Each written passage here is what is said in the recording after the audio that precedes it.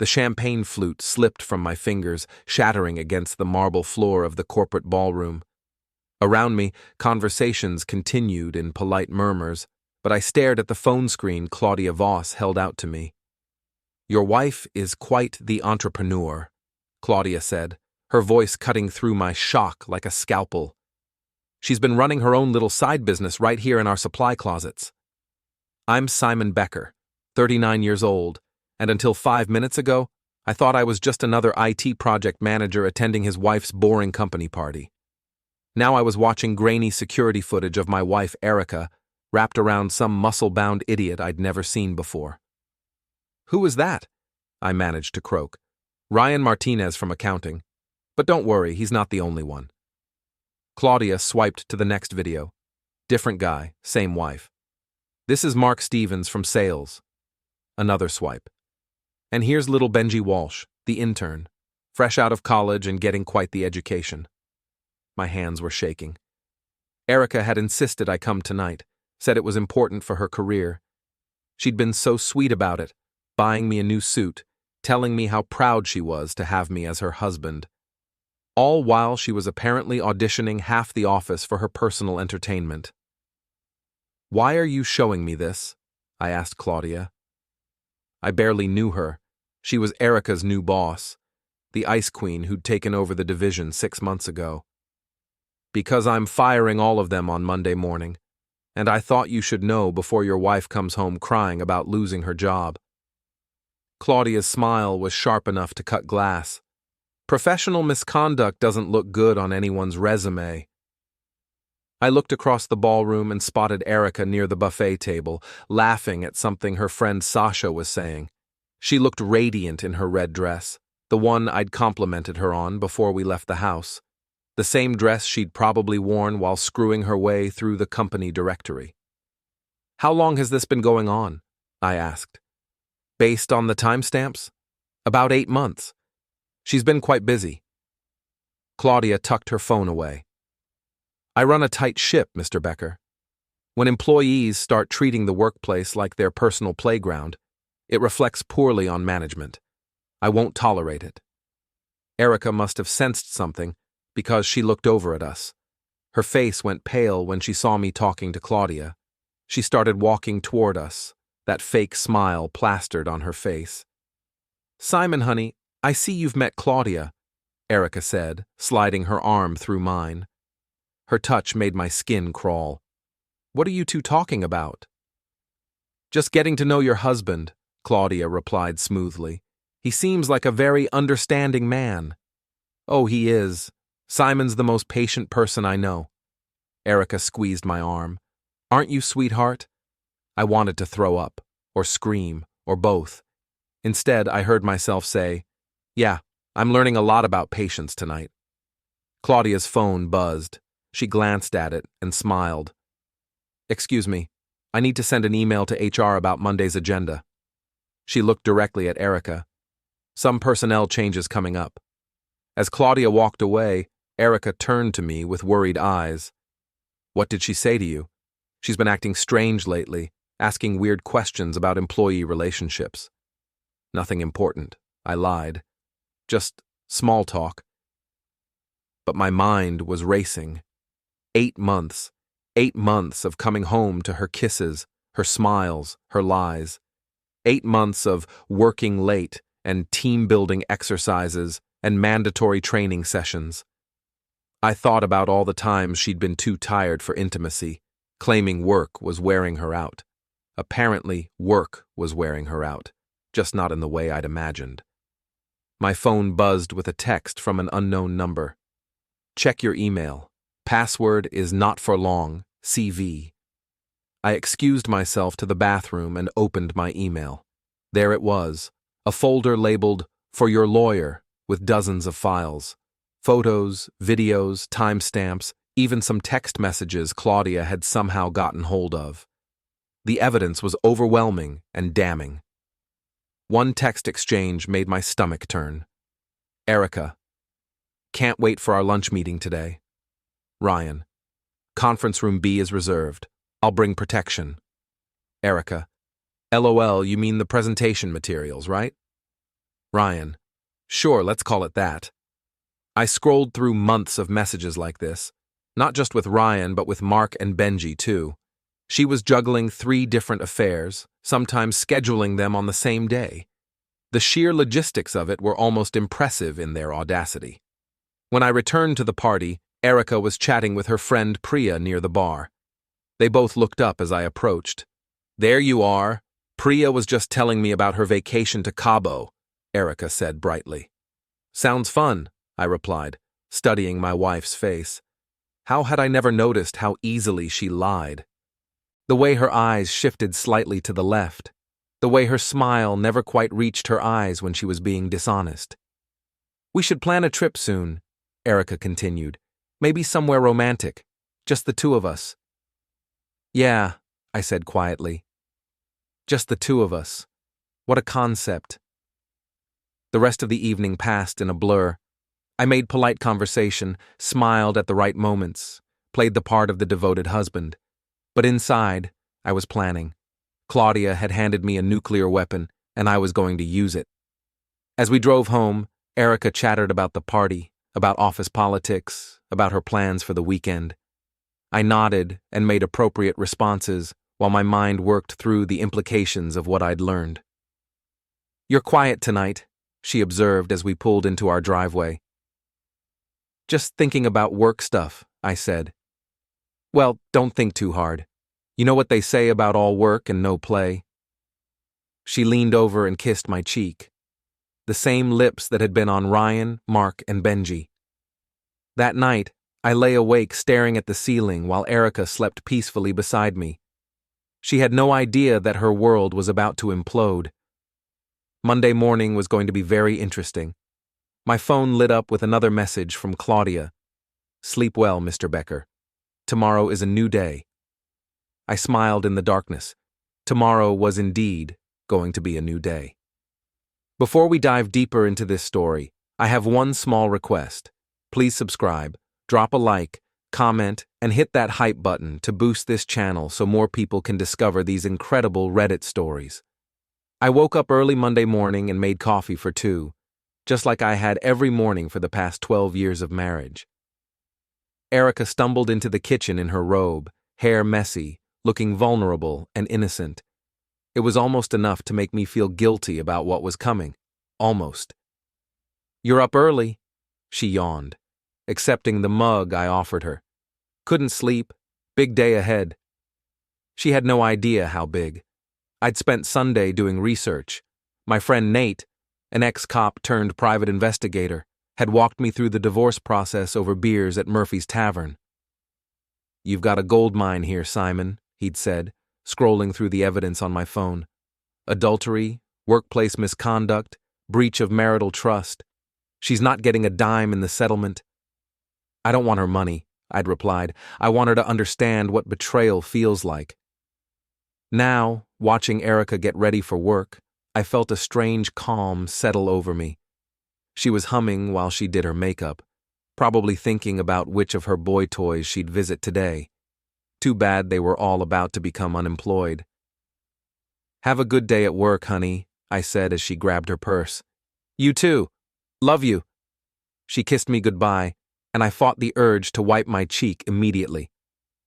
At 9:30, my phone rang. It was Nate. It's done, he said. Claudia just called security to escort 4 people out of the building. Your wife and her 3 boyfriends are officially unemployed. I sat back in my office chair and smiled. Phase 1 complete.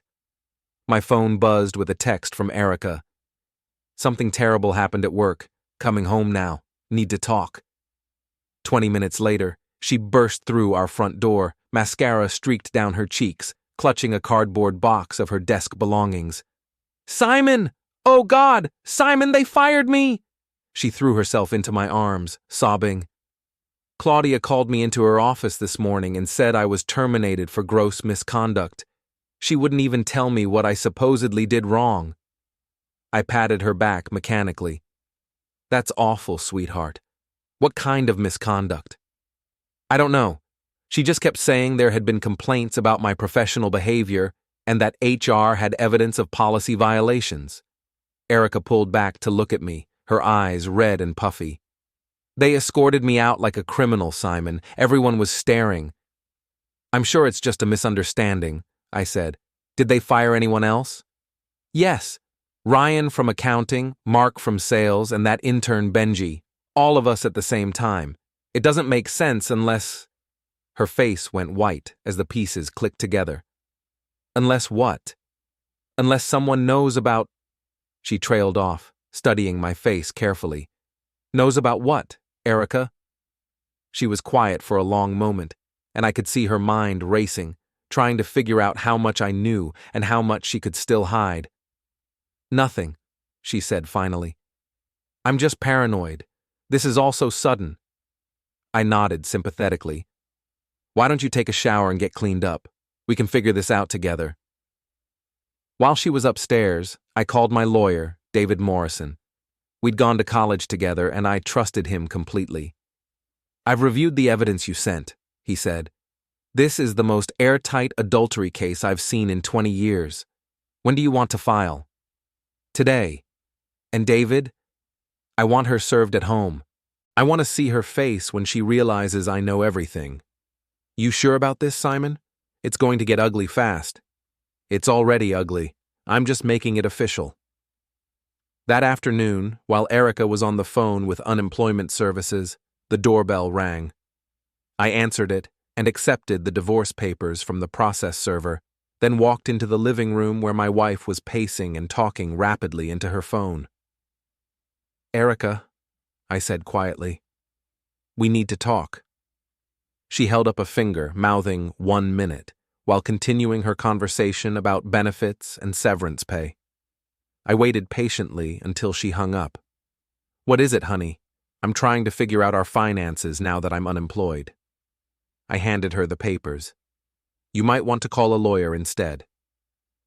Her face went through several expressions as she read: confusion, shock, fear, and finally, anger. You're divorcing me? She whispered. I'm divorcing you for adultery, multiple counts, with Ryan Martinez, Mark Stevens, and Benjamin Walsh. The papers fell from her hands. Simon, I can explain. Can you explain this? I pulled out my phone and showed her one of the videos Claudia had shared. Erica and Ryan in the supply closet, his hands all over her, her head thrown back in pleasure. She sank onto the couch, her face crumbling. How did you get that? Your boss is very thorough. Apparently, she's been building a case against all of you for months. Security cameras are everywhere in that building, Erica. Did you really think no one would notice? Simon, please let me explain. It wasn't supposed to happen. It started with Ryan, and then Mark was so sweet to me during that project, and Benji was so young and eager. Stop. I held up my hand. I don't want to hear the details of how you decided to screw half your office. It didn't mean anything, she cried. They were just distractions. You're my husband. You're the one I love. Funny way of showing it. She stood up and moved toward me, her hands reaching out. Simon, we can work through this. I'll do anything. Counseling, therapy, whatever you want. Just don't throw away 12 years of marriage. I stepped back from her touch. You threw it away the first time you let Ryan put his hands on you. I'm just cleaning up the mess. But I love you. No, Erica. You love the security I provide. You love having a stable home to come back to after your adventures. You love having someone to lie to. I picked up the divorce papers and handed them back to her. But you don't love me. If you loved me, you wouldn't have been able to do what you did. She was crying again. But I felt nothing. No sympathy, no regret, no second thoughts. Just a cold, clean satisfaction that the truth was finally out. You have 30 days to respond to the petition, I continued. I'd suggest you find a good lawyer, because mine is very confident about the outcome. Where am I supposed to go? I don't have a job and now you're kicking me out? You can stay in the guest room until you figure something out. But Erica? I looked her straight in the eyes. We're done.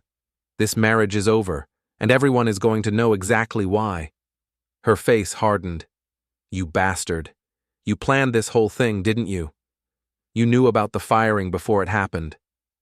I knew about your affairs before the party on Friday night. Claudia was kind enough to share the evidence with me. She set us up. No, sweetheart. You set yourselves up. Claudia just documented it. I headed toward the stairs. I'm going to pack some things. I'll be staying at Nate's place until you move out. Simon, wait! I turned back to her one more time. She looked small and broken, sitting on our couch surrounded by divorce papers and the ruins of her lies. For what it's worth, I said, I really did love you. Past tense. As I packed my suitcase, I could hear her on the phone, probably calling Sasha or Priya to come over and comfort her. Let them. They were going to find out soon enough that being friends with Erica Becker was about to become a very expensive proposition. My phone buzzed with a text from Claudia. Phase 1 complete. Ready for Phase 2? I smiled as I typed back, absolutely. Let's see how deep this rabbit hole goes. The real fun was just beginning. By Wednesday morning, the story had spread through Erica's entire social circle like wildfire. I hadn't even needed to say anything. Claudia had taken care of that by accidentally leaving some security footage on a shared company drive that several gossipy employees had access to. Sasha called me around noon, her voice shrill with indignation. Simon, how could you do this to Erica? She's devastated. I didn't do anything to Erica, I replied calmly, stirring sugar into my coffee at Nate's kitchen table. Erica did this to herself. She made some mistakes, but destroying her reputation? Getting her fired? That's cruel. Mistakes? I laughed. Sasha, she was having intimacy with 3 different men at her workplace for 8 months. That's not a mistake. That's a lifestyle choice. You don't understand the pressure she was under, the stress of that job, the long hours. Apparently the long hours were the problem. She was working overtime in ways I never imagined. Sasha sputtered for a moment before hanging up on me. 5 minutes later, Priya called with a similar lecture about forgiveness and marriage vows. I let her talk herself out before calmly explaining that marriage vows included the word faithful for a reason. The best part was watching it all unfold on social media. Erica had always been active on Facebook and Instagram, posting cute couple photos of us, sharing inspirational quotes about love and commitment. The irony was delicious. Now her feeds were full of supportive comments from friends who didn't know the whole story yet, mixed with increasingly awkward silences from people who did. I particularly enjoyed watching her friend Lisa's comments evolve from "thinking of you, hun," on Monday to complete radio silence by Wednesday. Thursday evening, I was having dinner at Murphy's Tavern when Ryan Martinez walked in. He looked like hell, unshaven, wrinkled clothes, the cocky swagger I remembered from the company party completely gone. He spotted me immediately and walked over to my table. "This is all your fault," he said, loud enough for half the restaurant to hear. I looked up from my burger and fries. "I'm sorry. Do I know you? Oh, wait. You're the guy who was screwing my wife in supply closets, Ryan, right?" Several nearby diners turned to stare. Ryan's face flushed red. "You got us all fired, you vindictive asshole." "Actually, your boss got you fired for violating company policy. I just provided the evidence." I took another bite of my burger. "How's the job hunt going?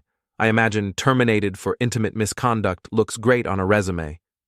"Erica told me you're trying to take everything in the divorce, the house, the savings, everything." "Community property laws are pretty clear about adultery cases," I said. "But hey, maybe you can help her out financially. I'm sure you've got plenty of money saved up from your accounting job." "Oh, wait." Ryan's hands clenched into fists. For a moment I thought he might actually take a swing at me, but the bartender was watching us carefully, and Ryan wasn't quite stupid enough to add assault charges to his problems. "This isn't over," he muttered. "You're right," I agreed. "It's not.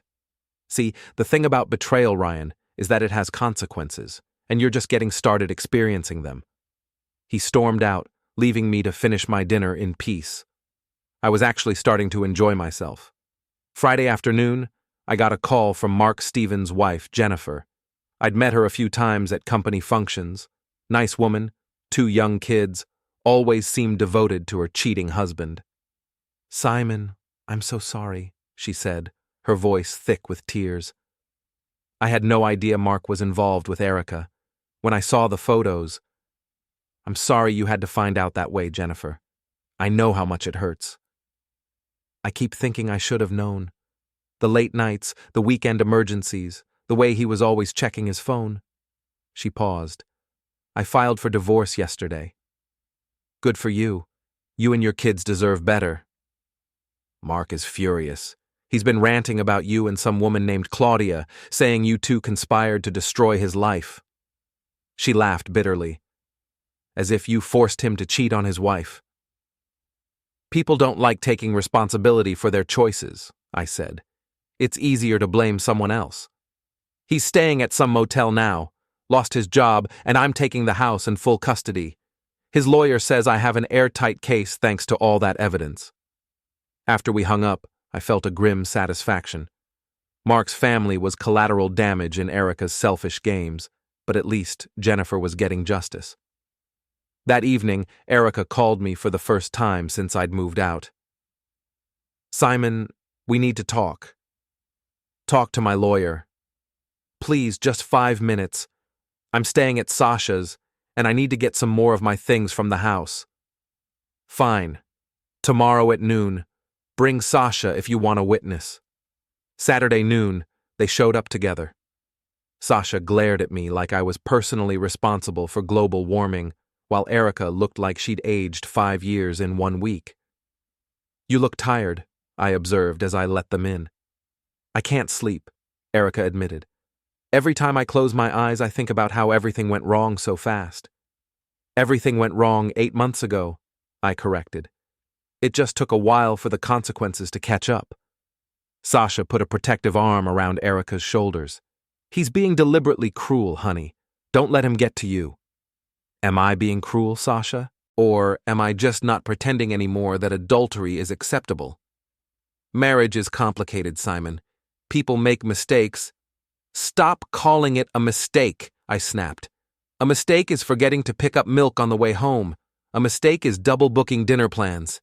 Erica made a deliberate choice to betray our marriage vows with 3 different men over 8 months. That's not a mistake.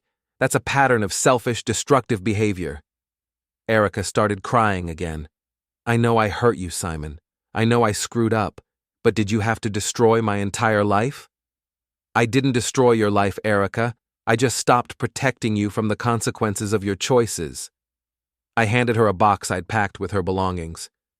"Your jewelry, some clothes, your photo albums, everything else stays until the divorce is final."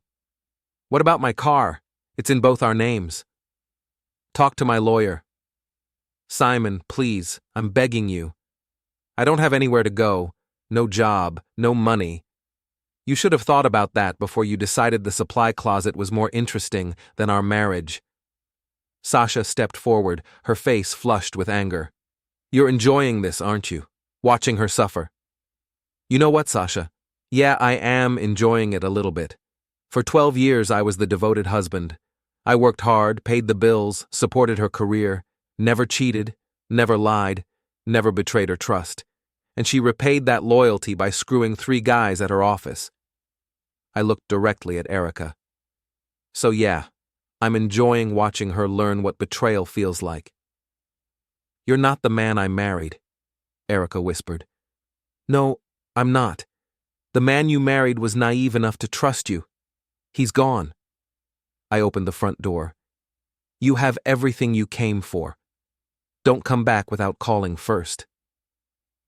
After they left, I sat in my empty house and felt something I hadn't experienced in years: complete honesty. No more pretending, no more making excuses for someone else's behavior, no more being the understanding husband who overlooked red flags. My phone buzzed with a text from Claudia. "How are you holding up?" "Better than expected," I typed back. "What's next?" "Patience. The best revenge is a life well lived. But if you're interested, I have some ideas about making sure this lesson sticks. I smiled as I typed my response. I'm all ears. The weekend was just beginning, and I had a feeling it was going to be very educational for everyone involved. Monday morning brought an unexpected visitor to Nate's apartment. I was getting ready for work when the doorbell rang, and I opened it to find Claudia Voss standing there with 2 cups of coffee and a manila folder. "Good morning, Simon. I thought we should talk." I invited her in, curious about what new developments she had to share. Claudia looked as polished and intimidating as ever in her black business suit, but there was something different in her eyes, a predatory gleam that made me wonder what she was really after. "I have a proposition for you," she said, settling into Nate's worn leather armchair. "But first, I want you to understand exactly what your wife and her boyfriends cost my company." She opened the folder and spread out several documents on the coffee table. Financial reports, productivity analyses, client complaints. Ryan Martinez was supposed to be managing the Henderson account. Instead, he was managing his lunch breaks with your wife. We lost a $2 million contract because he missed 3 crucial deadlines. She pointed to another document. Mark Stevens was so distracted by his affair that he botched the Morrison presentation. Another $1 million loss. "I had no idea it was affecting their work that badly," I said. "Oh, it gets better. Little Benji Walsh was supposed to be learning our filing system. Instead, he was learning anatomy lessons in conference room B. He misfiled 6 months of legal documents, and we're still sorting out that mess." I studied Claudia's face as she spoke. Her anger was real, but there was something else there. Satisfaction, maybe even excitement. "The board of directors is furious," she continued. "They're demanding answers about how I let the situation get so out of control. My job is on the line, Simon." "I'm sorry to hear that, but I don't see how I can help." Claudia smiled, and it was like watching a shark smell blood in the water. "Oh, but you can. You see, I've been thinking about this all wrong. Instead of being defensive about the situation, I should be proactive. I should make sure everyone understands that this kind of behavior has serious, lasting consequences." She pulled out her phone and showed me a news article. Local business executive implements zero-tolerance policy after workplace scandal. The article featured a photo of Claudia and quotes about her commitment to professional standards. "You leaked the story to the press?" I asked. "I prefer to think of it as transparency. The business community needs to know that some companies still have standards." She leaned forward. "But I need your help to make sure the message really hits home." "What kind of help?" "Erica and her boyfriends are telling people they were unfairly targeted, that I'm some kind of vindictive boss who destroyed innocent lives. I need you to go public with your side of the story." I set down my coffee cup. "You want me to give interviews about my wife's affairs?" "I want you to tell the truth about what adultery does to families, about the lies, the betrayal, the destruction of trust. Make it personal and real." Claudia's eyes were bright with enthusiasm. "Think about it, Simon. How many other spouses are being cheated on right now by people who think there are no consequences? How many other companies are losing money because employees are more interested in office romance than doing their jobs? And what do you get out of this? Vindication. The board sees me as a strong leader who cleaned up a mess instead of a manager who let things get out of control. My job is secure, and I get to implement new policies company-wide." I thought about it while Claudia waited patiently. The idea of going public was appealing in a way I hadn't expected. For 12 years, I'd been the private, understanding husband who kept family problems behind closed doors. The thought of finally telling the truth, publicly and completely, was liberating. "What did you have in mind?" "There's a local business podcast that covers workplace issues. The host, Janet Morrison, is very interested in the story. She wants to interview both of us about the importance of professional boundaries and personal accountability." "When?" "This afternoon, if you're willing. The podcast has 50,000 regular listeners, and this episode will probably get picked up by other business networks." I thought about Erica, probably sitting at Sasha's house right now, playing the victim and rewriting history to make herself look better. The idea of setting the record straight was irresistible. Okay, I'll do it. The interview took place at Janet Morrison's downtown studio. She was a sharp-eyed woman in her 50s who clearly knew how to ask the right questions to get the most compelling answers. Simon, tell us what it was like to discover that your wife was having multiple affairs with her coworkers, she began. I took a breath and launched into the story. I talked about the company party, Claudia's revelation, the security footage, the months of lies and deception. I described the gut-wrenching feeling of realizing that someone you trusted completely had been betraying that trust on a daily basis. The worst part wasn't the intimacy, I said. It was the elaborate web of lies she had to maintain. Every working late excuse, every team-building event, every time she came home and kissed me after spending her lunch break with another man. That level of deception takes planning and commitment. And how did you feel when you learned that all 4 employees had been terminated? Janet asked. Honestly, relieved. Not just for my own situation, but for the company. These people were stealing time, resources, and focus from their jobs. They were costing the company money and putting other employees in uncomfortable positions. Claudia jumped in. That's exactly right, Simon. We had other employees who suspected what was going on, but didn't know how to report it. The whole situation was creating a toxic work environment. What would you say to people who think the punishment was too harsh? Janet asked. I'd say they don't understand the real cost of workplace affairs, I replied. It's not just about the people directly involved. It affects productivity, morale, and company culture. And in this case, it destroyed a marriage and hurt innocent family members like Mark Stevens' wife and children.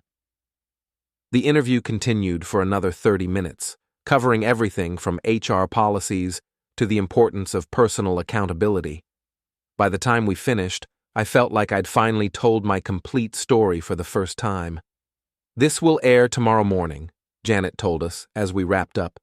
I think it's going to generate a lot of discussion. She was right. By Wednesday, the podcast had been shared hundreds of times on social media. The local newspaper picked up the story, then a regional business magazine. Suddenly, Erica's affairs weren't just personal drama. They were a case study in workplace ethics and personal responsibility. My phone started ringing with interview requests from other podcasts and business publications. Claudia was fielding calls from HR consultants who wanted to use our situation as a training example.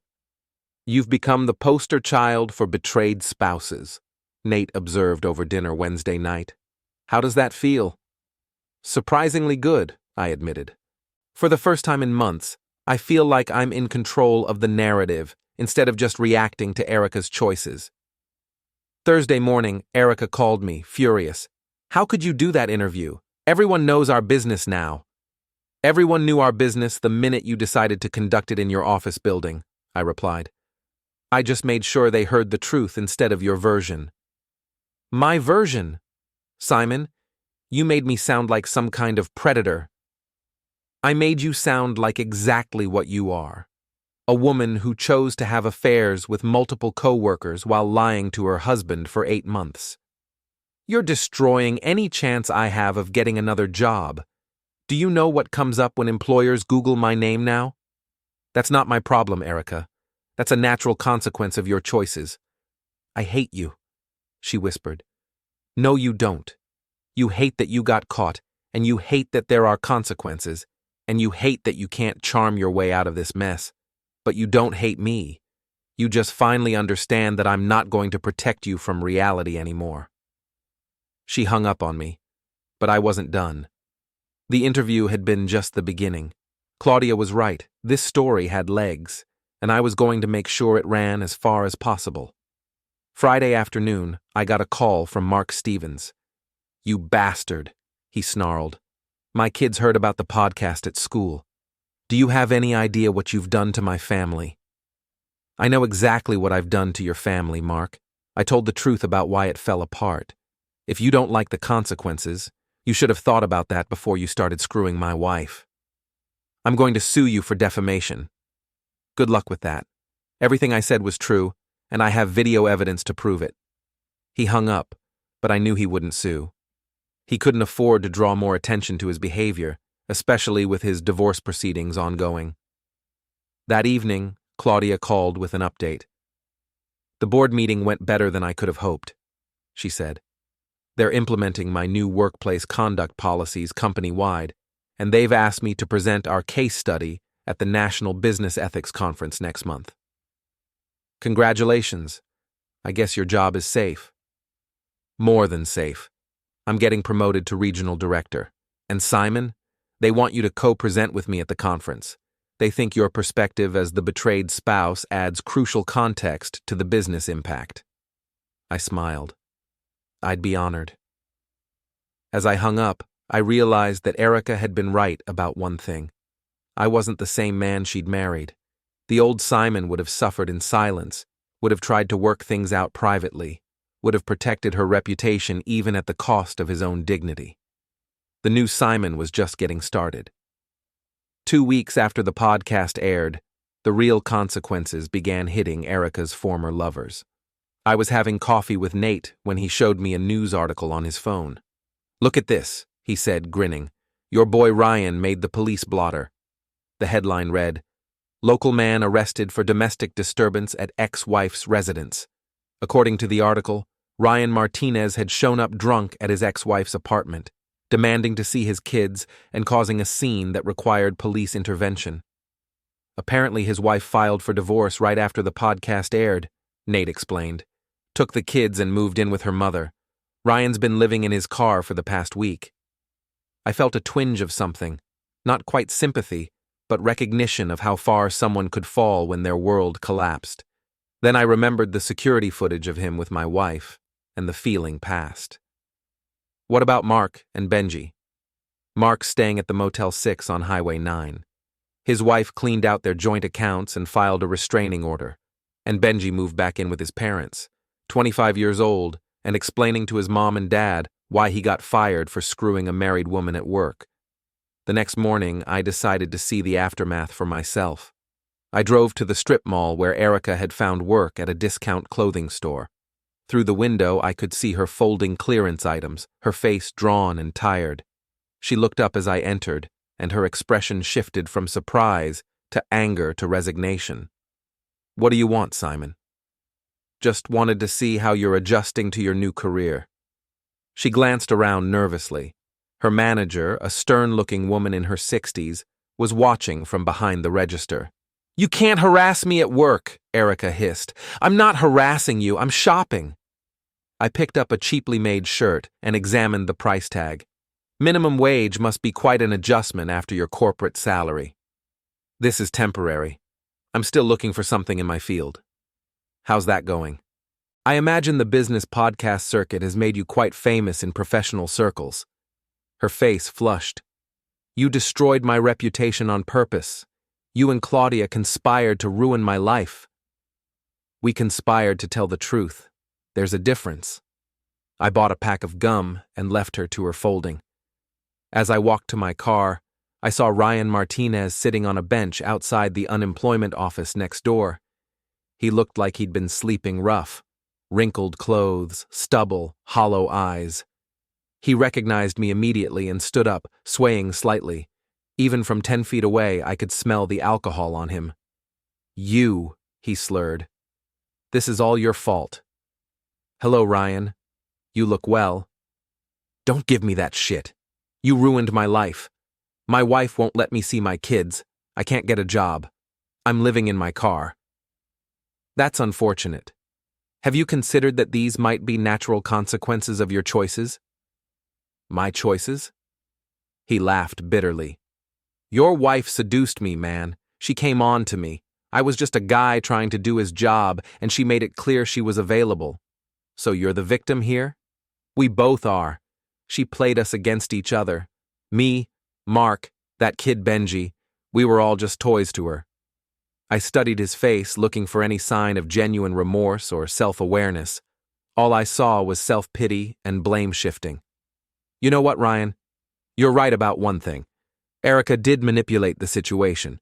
She probably did make each of you feel special, like you were the only one. I stepped closer. But here's the thing. You knew she was married. You saw her wedding ring every day. You knew what you were doing was wrong, and you did it anyway because it felt good in the moment. It wasn't supposed to go this far, he mumbled. It went exactly as far as you let it go, and now you're dealing with the consequences. I turned to walk away, then looked back. By the way, your ex-wife Jennifer called me last week. She wanted to thank me for exposing the truth.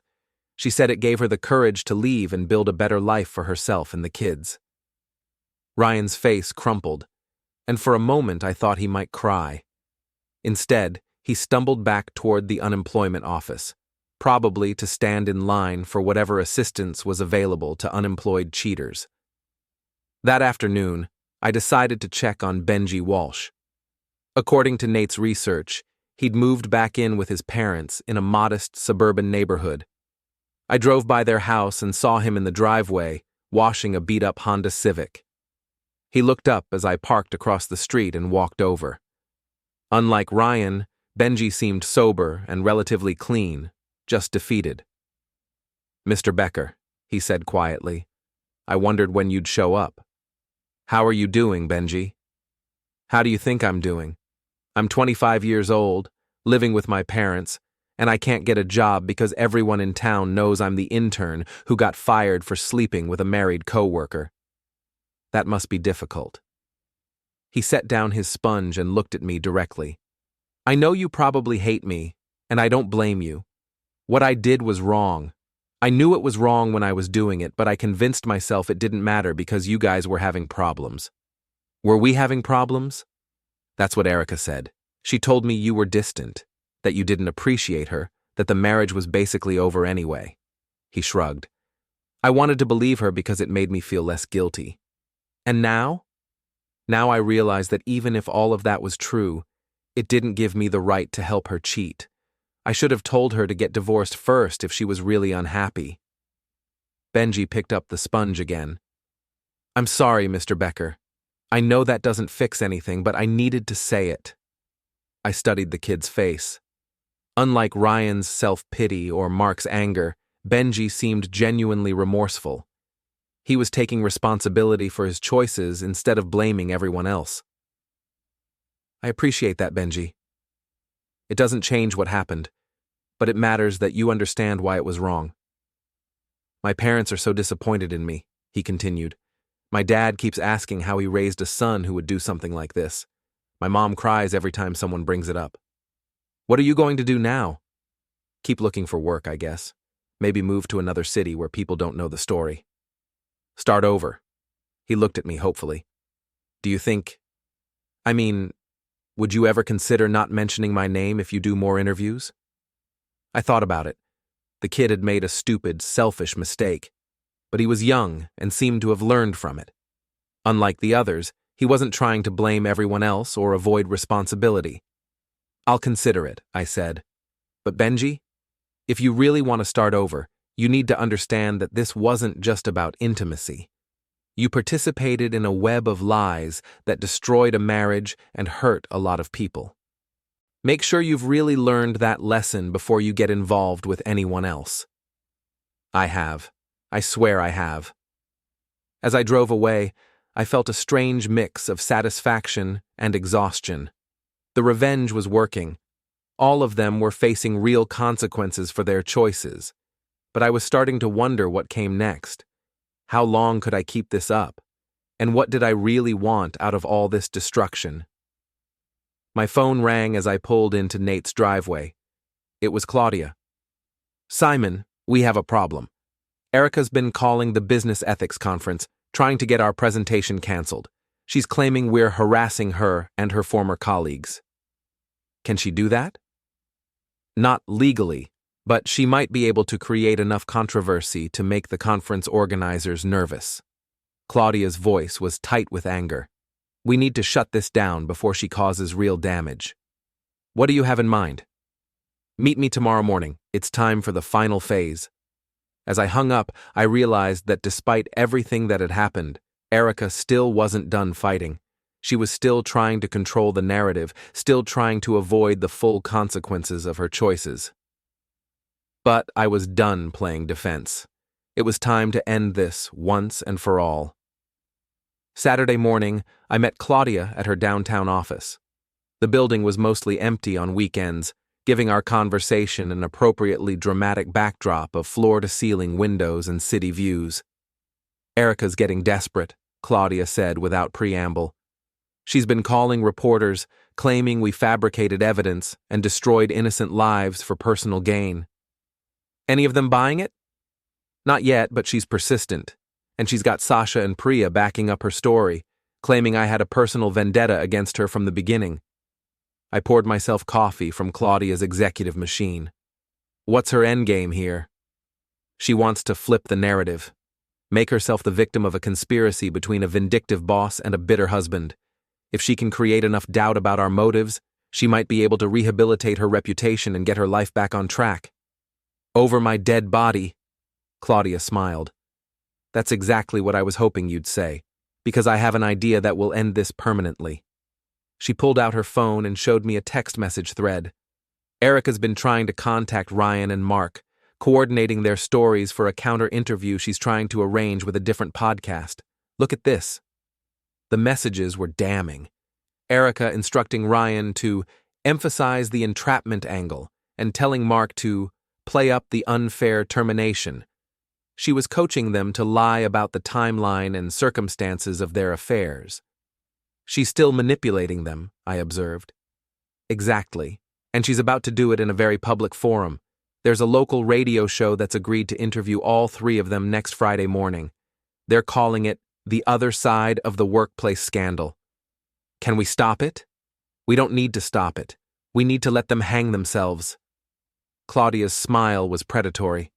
"Because I have something Erica doesn't know about."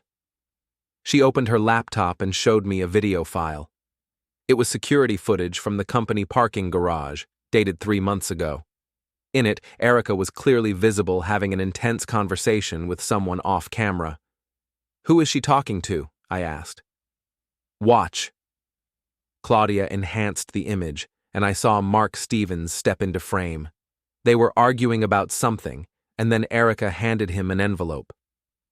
"What's in the envelope?" "Cash, $500, according to Mark's text messages from that day. Erica was paying him to keep quiet about seeing her with Ryan in the supply closet." I stared at the screen. She was bribing them to maintain the secret? Not just bribing them, blackmailing them too. "Look at this." Claudia showed me another video, this one from inside the building. Erica and Benji in a heated discussion near the elevator bank. "I had our IT department enhance the audio," Claudia said, clicking play. Erica's voice came through clearly. "If you say anything about Ryan, I'll tell HR you've been stealing office supplies. I have photos of you taking printer cartridges home." "This is incredible," I breathed. She wasn't just having affairs. She was running a whole operation to cover them up. "Gets better." She also convinced Ryan to falsify his timesheet to cover for their lunch meetings, and she had Mark lie to his wife about working late when he was actually with her. I sat back in my chair, stunned by the scope of Erica's deception. It wasn't just adultery, it was fraud, bribery, and conspiracy. "Why didn't you use this evidence before?" "I was saving it for the right moment, and that moment is now." Claudia closed the laptop. "Let them do their radio interview. Let Erica paint herself as the innocent victim. And then we'll release this footage and watch her credibility evaporate in real time." "What about Ryan and Mark? They'll be implicated too. They made their choices. If they want to go on the radio and lie about what happened, they can deal with the consequences when the truth comes out." Friday morning, I listened to the radio interview from my car in the station's parking lot. Erica, Ryan, and Mark took turns painting themselves as victims of corporate overreach and personal vendettas. Simon Becker was looking for any excuse to leave his marriage, Erica said on the air. When Claudia Voss offered him evidence of some innocent workplace friendships, he jumped at the chance to play the victim. Innocent workplace friendships? the radio host pressed. That's all they were. Yes, I was close to my colleagues. Yes, we sometimes met for lunch or drinks after work. But the idea that we were having some kind of inappropriate relationships is ridiculous. Ryan jumped in. Claudia Voss had it out for all of us from day one. She was looking for any excuse to fire people and consolidate power. The security footage she showed Simon was taken out of context. Mark added, "My marriage was already in trouble before any of this happened. Simon's divorce lawyer is just using our situation to help him get a better settlement." It was masterfully done. They sounded sincere, reasonable, and wronged. If I hadn't seen the evidence myself, I might have believed them. The host wrapped up the interview by asking what they wanted people to take away from their story. "That workplace harassment is real," Erica said. "That powerful people can destroy innocent lives when it serves their purposes, and that the truth isn't always what it seems to be in the media." As soon as the show ended, my phone rang. It was Claudia. "Ready for the finale?" she asked. "Let's do it." Within an hour, Claudia had sent the enhanced security footage to every local media outlet, along with a detailed timeline showing how Erica's story contradicted the physical evidence. The radio station that had just aired the interview was the first to report on the new developments. By noon, the story had exploded across social media. The contrast between Erica's radio claims and the video evidence was devastating. You could literally watch her lie in real time. The most damaging clip showed Erica and Ryan in what she had just described as an innocent workplace friendship. They were pressed against each other in the supply closet, his hands under her shirt, her head thrown back in obvious pleasure. The timestamp showed it was taken during what Ryan had logged as a client meeting. But the real knockout punch was the bribery footage. Watching Erica hand Mark an envelope of cash while coaching him to lie about her other affairs destroyed any remaining credibility she might have had. By evening, all three of them were trending on social media, but not in the way they'd hoped. The hashtag #DotYourWorkplaceFriendship was being used ironically to mock their interview claims. Ryan called me around 8 p.m., drunk and furious. "You set us up, you bastard! That whole radio interview was a trap." "I didn't set you up, Ryan. I didn't force you to go on the radio and lie about what happened. That was your choice. Erica said you and Claudia wouldn't have any more evidence. She said it was safe to tell our side." "Erica's been lying to you from the beginning. Why did you think she'd start telling the truth now?" "Because I'm in love with her," he shouted. "I thought we had something real." "You had something real, Ryan. You had a married woman who was using you for intimacy while bribing you to keep quiet about her other affairs. That's as real as it gets." He hung up on me, but the damage was done. The radio interview had backfired spectacularly, and now all three of them looked like liars and conspirators instead of victims. Saturday morning, I got a call from Mark's ex-wife, Jennifer. "Simon, I just wanted to thank you again. The new footage showing Mark taking bribes from Erica just secured my divorce settlement. My lawyer says I'll get everything: the house, custody, even Mark's pension. I'm glad it worked out for you, Jennifer. You and your kids deserve better." Mark called me last night, crying and begging me to take him back. He said Erica manipulated him, that he was just a victim in all this. She laughed bitterly. Even now, he can't take responsibility for his own choices. Sunday afternoon, Erica showed up at Nate's apartment. I watched through the window as she sat in her car for 10 minutes, gathering courage. When she finally knocked on the door, she looked like she'd aged 10 years in the past week. "We need to talk," she said quietly. "No, we don't. Talk to my lawyer." "Simon, please. 5 minutes, I need you to understand something." Against my better judgment, I let her in. She sat on the edge of Nate's couch, her hands clasped tightly in her lap. "I know you hate me," she began. "I know you think I'm a terrible person who destroyed our marriage for meaningless intimacy. I don't think that, Erica. I know it. I have video evidence. But it wasn't meaningless to me. I was so lonely, Simon. You were always working, always distracted. I felt invisible in my own marriage. So you decided to become very visible in your workplace. I'm not trying to justify what I did. I'm trying to explain it. Tears started flowing down her cheeks. Ryan made me feel desired. Mark made me feel appreciated. Benji made me feel young and exciting. With them, I wasn't just the invisible wife of a busy IT manager. You were never invisible to me, Erica. You were my wife. I loved you. Loved. Past tense. Yes, past tense. Because the woman I loved wouldn't have done what you did. She was quiet for a long moment, staring at her hands. I know I can't undo what I did. I know our marriage is over. But Simon, you've destroyed my entire life. My career, my reputation, my friendships. Everything is gone. You destroyed those things, not me. I just stopped helping you hide the consequences. The radio interview was a mistake. I was desperate, and I thought if people heard my side of the story. Your side of the story was lies, Erica. You went on the radio and lied about everything that happened. You coached Ryan and Mark to lie too. Even now, you're still trying to manipulate the situation. I know, and I'm sorry. I'm so sorry for all of it.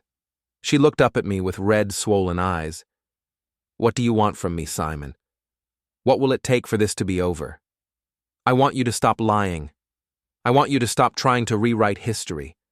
I want you to accept responsibility for what you did and deal with the consequences like an adult. And if I do that, if I publicly admit everything and apologize, then maybe you can start rebuilding your life with some integrity. But Erica, the life you had before, the career, the reputation, the respect, that's gone. You threw it away when you decided our marriage vows were optional. She nodded slowly, tears still streaming down her face. I understand. I finally understand. As she walked to the door, she turned back one more time. For what it's worth, Simon, you were right about one thing at the company party.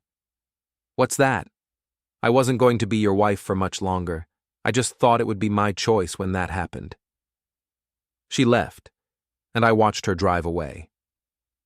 3 hours later, she posted a statement on social media, taking full responsibility for her actions and apologizing to everyone who had been hurt by her choices. It was too little, too late, but it was honest. Monday morning, Claudia called with the final update. It's over, she said. Erica's confession killed any remaining sympathy for her position. The Business Ethics Conference wants to feature our case study as their keynote presentation, and the company's board has asked me to develop a nationwide training program based on our experience. Congratulations, you got everything you wanted. We both did, Simon. Your wife learned that actions have consequences, her lovers learned that adultery destroys lives, and you learned that you don't have to be a victim of other people's choices. As I hung up the phone, I realized Claudia was right. For the first time in months, I felt like I was in control of my own life instead of just reacting to other people's betrayals. The divorce was finalized 2 weeks later. Erica got nothing, no alimony, no property, no shared assets. She moved to another state to start over, and I never saw her again. Ryan Martinez eventually got sober and found work as a night shift security guard. Mark Stevens moved in with his mother and took a job delivering pizzas. Benji Walsh moved to Portland and started over with a new name and a fake resume. As for me, I kept the house, got promoted at work, and started dating again. But more importantly, I learned that betrayal doesn't have to define you. How you respond to it does. 6 months later, I ran into Sasha at a coffee shop. She looked uncomfortable when she saw me. Simon, how are you doing? I'm doing well, Sasha. Really well. I want you to know I never knew the full extent of what Erica was doing. If I had known about the bribes and the manipulation, you would have what? Told me? Convinced her to stop? She was quiet for a moment. Probably not.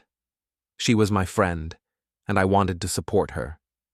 Even when supporting her meant enabling her to hurt other people? I see that now. I'm sorry, Simon, for all of it. As I walked away from that conversation, I realized that the best revenge really was living well. Erica's betrayal had nearly destroyed me, but ultimately, it had freed me from a relationship built on lies and shown me what I was really capable of when I stopped making excuses for other people's behavior. Claudia had been right about something else, too. At that company party, when she looked at Erica and said, "Not for long," she hadn't just been talking about our marriage. She'd been talking about everything: Erica's job, her reputation, her ability to hurt people without consequences. All of it was not going to last for long. And it didn't.